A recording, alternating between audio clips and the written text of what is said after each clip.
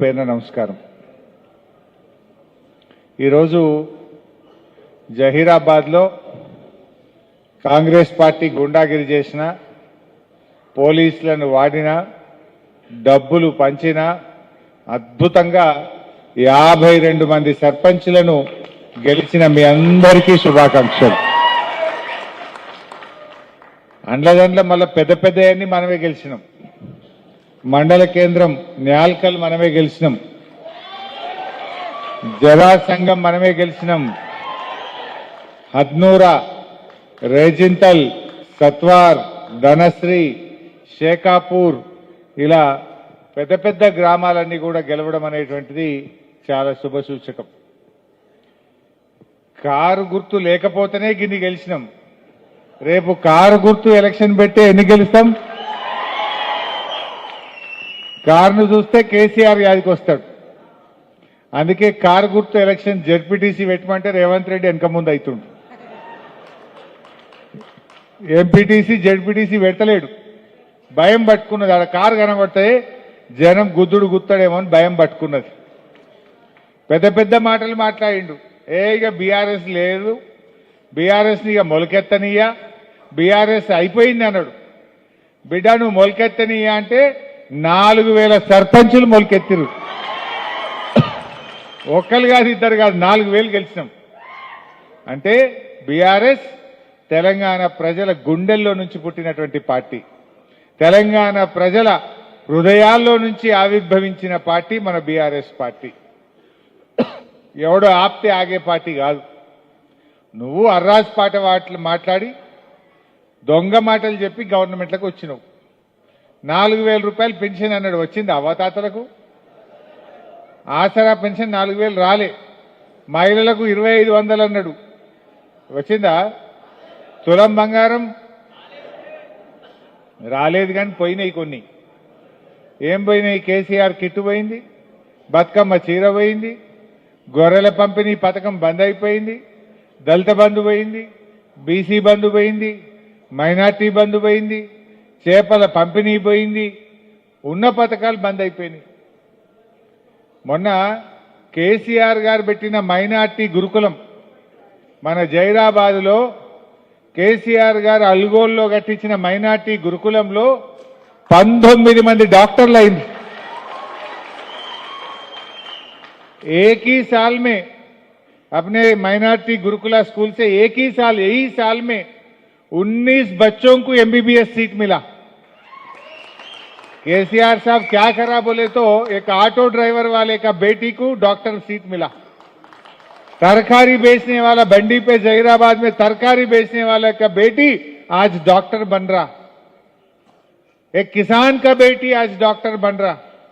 19 बच्चे बच्ची आज एमबीबीएस सीट मिला बोले तो केसीआर साहब का काम, नाम उनके दिलों में रहता है. ये आप समझने का जरूरत है.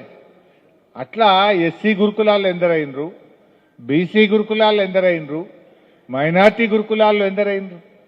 రేవంత్ రెడ్డి వచ్చినాక అన్నం చక్కగా పెట్టలేడు. ఆ గురుకుల పిల్లలకు అన్నం సరిగా పెట్టక రోజు దవాఖానలో పడుతున్నారు పిల్లలు. పురుగులన్నం మాకొద్దని రోడ్లు ఎక్కుతున్నారు పిల్లలు. పాము కాటుతో, తేలు కాటుతో, కరెంటు షాకుతో ఇవాళ పిల్లలు పాపం దవాఖానల పాలవుతున్నారు, ప్రాణాలు పోతున్నటువంటి పరిస్థితి ఏర్పడ్డది. అరే మన సంగమేశ్వర బంధు పెట్టిండు. ఆనాడు నేను నీళ్ల మంత్రిగా ఉంటే నారింజ ప్రాజెక్టును అద్భుతంగా డెవలప్ చేస్తే ఎన్ని నీళ్లున్నాయి ఇప్పుడు నారింజల? ఆ గేట్లు మంచిగా చేసి పూడిక తీస్తే జైరాబాద్ చుట్టుముట్టు 30 ఊర్లలో నీళ్లు, గ్రౌండ్ వాటర్ పెరిగింది, వాటర్ టేబుల్ పెరిగింది. జహీరాబాద్ పట్టణంలో కూడా బోర్లు వేస్తే మంచిగా నీళ్లు పడుతున్నాయి. ఇంతకుముందు ఉంటుండే నా నీళ్లు. నారింజ చేసినాక ఇటు 20-30 ఊర్లలో బాయిలలో నీళ్లు, బోర్లలో నీళ్లు. మన జహీరాబాద్ పట్టణంలో కూడా బ్రహ్మాండంగా గ్రౌండ్ వాటర్ పెరిగింది. ఆనాడు మిషన్ కాకతీయలో చెరువులు బాగా చేసినాం. ఎన్ని చెక్ డ్యాములు కట్టించినా ఆనాడు జైరాబాద్లో చెరువులు తక్కువనేని నేను నీళ్ల మంత్రిగా 200-300 చెక్ డ్యాములు ఈ జైరాబాద్కు శాంక్షన్ చేయడం జరిగింది.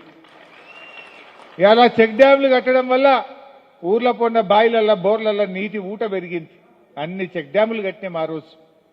అదేవిధంగా ఎన్నో మంచి కార్యక్రమాలు జరిగినాయి. ఇవాళ సంగమేశ్వర కాళేశ్వరం నీళ్లు జైరాబాద్కు దేవాలని ఆ సంగమేశ్వరుడి పేరిట మనం సంగమేశ్వర బసవేశ్వర ప్రాజెక్టును ప్రారంభించినాం. పనులు స్టార్ట్ అయినాయి. కాంగ్రెస్ వచ్చింది, బసవేశ్వర ప్రాజెక్టు ఆగిపోయింది, సంగమేశ్వర ప్రాజెక్టు ఆగిపోయింది. రెండు ప్రాజెక్టులు కూడా ఆగిపోయినాయి. నేను అడుగుతున్న ఈ జిల్లా మంత్రి గారిని, ఈ జిల్లా కాంగ్రెస్ నాయకులను, ఎందుకు సంగమేశ్వర బసవేశ్వర ఆగిపోయింది? ఎందుకు మీరు రేవంత్ రెడ్డిని ప్రశ్నిస్తలేరు? ఇలా ఆ సంగమేశ్వర అయిపోతే జహీరాబాద్కు 1,00,000 ఎకరాలకు కాళేశ్వరం నీళ్ళు వచ్చే అవకాశం ఉంది. త్వరలోనే సంగమేశ్వర బసవేశ్వర ప్రాజెక్టు సాధన కోసం జహీరాబాద్ నుంచి నారాయణ్ ఖేడ్ వరకు పాదయాత్ర కూడా ప్రారంభిస్తాం. ఈ ప్రభుత్వం మీద ఒత్తిడి పెంచుతాం, ఈ ప్రభుత్వం మెడలు వంచుతాం. సంగమేశ్వర బసవేశ్వర ప్రాజెక్టు పనులు కొనసాగించాలని చెప్పి ఈ ప్రభుత్వాన్ని నేను డిమాండ్ చేస్తా ఉన్నా. ఇది దుర్మార్గం కదా. కొత్తవి చేయకపోయినా ఉన్నవి చేయాలి కదా. అరే నేను జైరాబాద్కు మా మాణిక్యరావు సాబ్ అడిగిండని 50 పడకల మాతా శిశు సంక్షేమ ఆసుపత్రి శాంక్షన్ చేసిన. ఆనాడు నేను ఆరోగ్య మంత్రిగా పిల్లలు డెలివరీకి పోతే ఇబ్బంది అవుతుంది, సంగారెడ్డి పోవాలంటే కష్టం అవుతుంది అని జహీరాబాద్లోనే ఎంసీహెచ్ ఆసుపత్రి శాంక్షన్ చేసిన. కానీ ఈరోజు ఏమైంది? 2 ఏళ్ల కాంగ్రెస్ గవర్నమెంట్ వచ్చి అక్కడనే ఆగిపోయింది. అప్పుడు బీఆర్ఎస్ గవర్నమెంట్లే స్లాబులు పడ్డాయి, బీఆర్ఎస్ గవర్నమెంట్లే గోడలు పెట్టినాం. 2 साल हो गया, जाए वही है. वो दवाखाना का काम आगे जा रहा नहीं. 2 साल से क्या कर रहा कांग्रेस? मैं पूछना चाहता हूं, अरे जो बीआरएस सरकार ने गरीब महिलाओं के लिए, पब्लिक के लिए दवाखाना सैंक्शन करके आधा काम कर चुके हैं, फिर तुम्हारे सरकार आके 2 साल हो गए, गुजर गए, कब तक ये दवाखाना हो जाएगा? तो दवाखाना बंद करते, संगमेश्वरा प्रोजेक्ट बंद कर देते, हर कुछ बंद कर दे रहे. किसानों को रैतु बंधु पथकम 2 बार दिए, 2 बार बंद करे. बोनस 1 बार दिए, 1 बार बंद कर दिए. अब बिजली కరెంట్ ఎన్ని గంటలు వస్తున్నది? ఊర్లలో రైతులకు 12 గంటలు 13 గంటలు కూడా వస్తలేదు. సాయంత్రం 5 గంటలకు 6 గంటలకు పోతే మళ్ళా పొద్దుగాల 3కి 4కి వస్తున్నది కరెంటు. అవునా? 4 బజే 4 గంటలకు వస్తుంది, 4 గంటలకు వస్తుంది. సాయంత్రం 5కి పోతుంది, పొద్దుగాల 4 గంటలకు వస్తుంది. అంటే ఎన్ని గంటలు వచ్చినట్టు కరెంటు? 12-13 घंटा, 10 घंटा. कौन सा सब स्टेशन? कोहिर. हमारा बच्चा बोल रहे न्यालखल में, कोहिर में 10 घंटा भी बिजली नहीं आ रहा. అంటే కేసీఆర్ ఉంటే 24 గంటలు వచ్చిన కరెంటు కాంగ్రెస్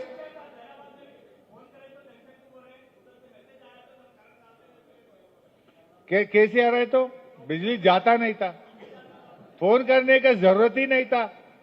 आज फोन करे तो भी नहीं आता, आप धरना करे तो भी बिजली नहीं आता. कांग्रेस आया, करंट गया. कांग्रेस आया, 24 घंटा करंट चले गया. कांग्रेस आया, बतकम्मा साड़ी और रमजान का तोहफा और क्रिसमस का तोहफा चले गया. कांग्रेस आया, केसीआर गिफ्ट चले गया. कांग्रेस आया तो सब कुछ जा रहा. जब कोरोना भी आया, केसीआर साहब ने रैतु बंधु दिया. अब कोरोना नहीं है, कुछ नहीं है, फिर भी रैतु बंधु नहीं दे रहा रेवंत रेड्डी. 2 बार दिया, 2 बार निकाल दिया. ये समझने की बात है. इस वास्ते सब लोग केसीआर के तरफ देख रहे, फिर केसीआर साहब आना कार की निशान जीतना चाहिए. ఈ రకంగా అన్యాయాలు జరుగుతూ ఉన్నాయి. ముఖ్యంగా మా సర్పంచ్లకు నేను ఒకటే మాట చెప్తున్నా, మీరు 5 ఏళ్ల కోసం గెలిచిండ్రు, ఇక 2 ఏళ్ళు అయితే మళ్ళీ మన గవర్నమెంటే వస్తుంది. ఏం భయపడకూడదు. ఎందుకంటే ఇవాళ 85% ఫైనాన్స్ కమిషన్ డబ్బులు డైరెక్ట్ గా మీ అకౌంట్లోనే పడతాయి. నా కాంగ్రెస్ వాడు ఆపలేడు, నా రేవంత్ రెడ్డి ఆపలేడు. చెక్ పవర్ మీకే ఉంటది. నా ముఖ్యమంత్రికి ఉంటుంది, నా మంత్రికి ఉంటుంది, సర్పంచ్కే చెక్ పవర్ ఉంటుంది। दिल्ली टू गली, दिल्ली में निकले तो पैसे गांव में आपके अकाउंट में गिर जाता पैसे। बीच में कोई भी नहीं रोक सकता, कोई चिंता मत करो आप। पैसे ఎవడు ఆపడు, మా సర్పంచుల అకౌంట్లలోనే ఫైనాన్స్ కమిషన్ డబ్బులు 85% మీ అకౌంట్లనే పడతాయి। మంచిగా పని చేసుకోండి, బుగ్గలు వేయండి, నల్లలు వేయండి, రోజు చెత్త ఎత్తిపియండి, గ్రామ పంచాయతీలు అందుబాటులో ఉండండి। ఇంకేమన్నా పెద్ద పెద్ద పనులు ఏమన్నా మిగిలిపోయినాయి ఉంటే మా మాణిక్రావు సాబ్కి చెప్పండి। ఇంకా పెద్ద ఏమన్నా ఉంటే 2 సార్లైనాక బీఆర్ఎస్ గవర్నమెంట్ వస్తుంది, నేను వచ్చి కూర్చొని చేపిస్తా।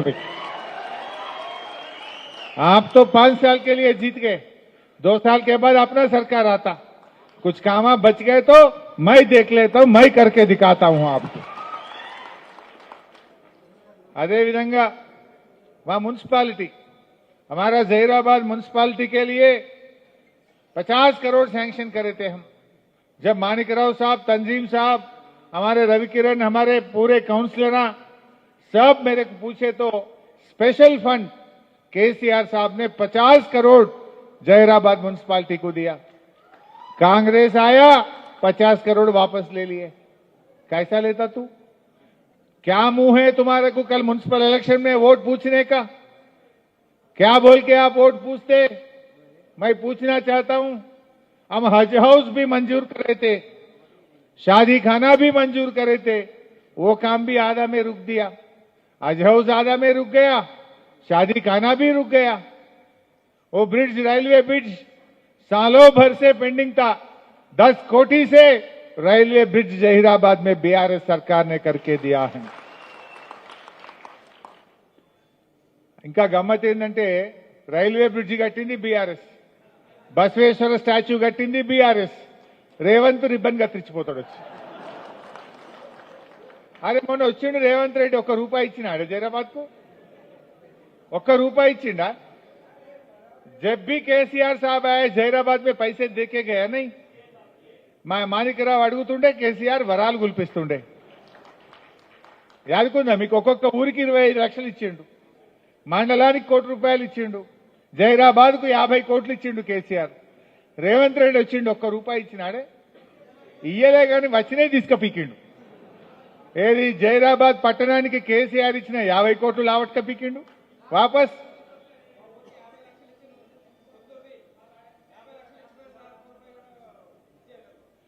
मेरा भाई बोल रहा पीछे से, रेवंत रेड्डी फुटबॉल खेलने में बिजी है कहते।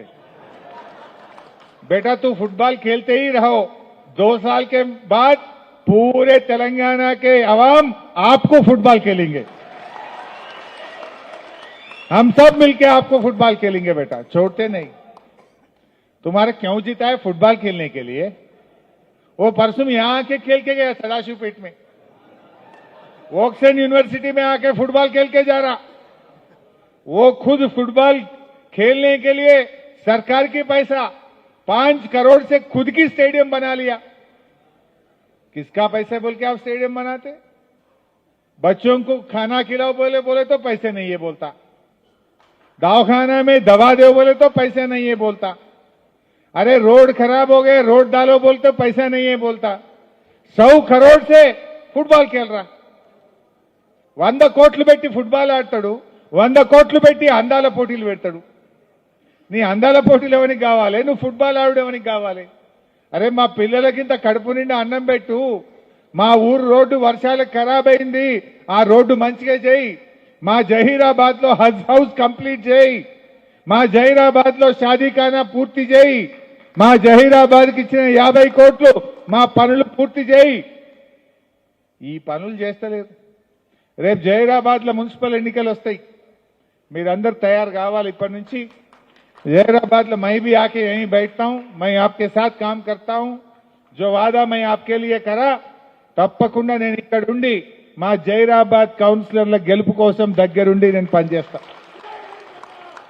మీరందరూ కూడా ఇప్పటి నుంచే పనులు ప్రారంభించాలని కూడా మా తమ్ముళ్ళందరినీ కూడా నేను కోరుతా ఉన్నా। మరి ఇకపోతే మా సర్పంచులు మిమ్మల్ని ఆశ చూపుతుంటారు, బెదిరిస్తుంటారు, భయపడకండి, నేనున్నా మీకు, ఎవరు భయపడాల్సిన అవసరం లేదు। మీకు ఏ పని పడ్డా మేము తయారు ఉంటాం మీకు। దోసాల తర్వాత మీకు ఎన్ని పైసలు కావాలనో మన గవర్నమెంట్ వచ్చినాక స్పెషల్ ఫండ్ బీఆర్ఎస్ సర్పంచ్ల గ్రామాలకు ఇప్పిస్తా అని చెప్పి కూడా మనం చేస్తా ఉంటాం. మంచిగా కలిసి పనిచేద్దాం, ఒక కుటుంబంలాగా పనిచేద్దాం. మరి మీరు కూడా ప్రజలకు అందుబాటులో ఉండి మీరు మంచి పేరు తెచ్చుకోండి. మన పార్టీకి కూడా మంచి పేరు తీసుకురావాలని నేను మీ అందరినీ పేరు పేరున కోరుకుంటూ జై తెలంగాణ. ముందుగా ఒక్క విషయం, రేపు క్రిస్మస్ పండగ, ముఖ్యంగా మా క్రైస్తవ సోదర సోదరీమణులందరికీ advance happy Christmas, merry Christmas.